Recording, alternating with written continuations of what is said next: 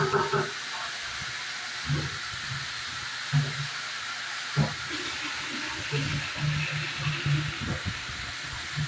guys, this is me, Carlito.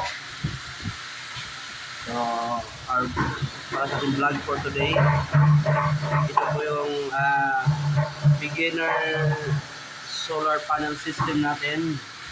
Solar system sa ating water refilling station, no? Tingnan nyo. Beginner pa yan, ha? So, gamit namin sa small pan na clip lang na para di siya masyado mainitan. Tapos ngayon, no? Naka-harvest tayo ng 3,260 watts na power. So, pinatigil niya ang ikot ng kwintador ng electric meter natin. So, ito po yung pinagagamitan natin, ito po yung Abas water filling station. Tingnan nyo, nakapower po yan. So, di ko na ipakita yung bandang likod kasi nandyan yung pinaka-secret ng filling nito. Ito yung salon natin. So, sila yung nagre-refill, no?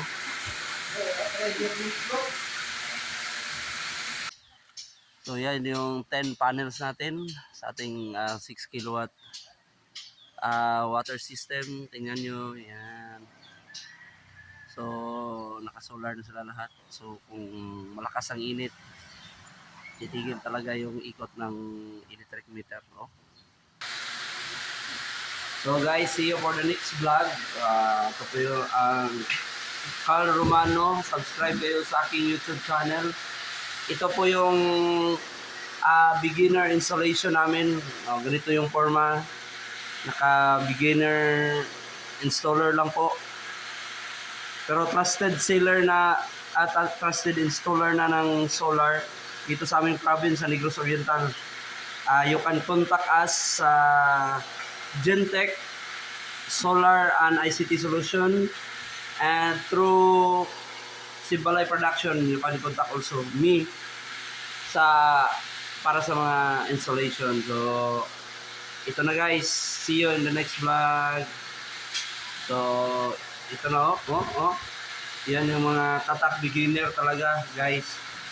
So kasi beginner pa ako, di ko nagamit yung wifi. Yan yung wifi system para sa Solis 6 kilowatt 6 kilowatt ito na grid tie. Wow, ito yung grid tie inverter ko. So God bless guys.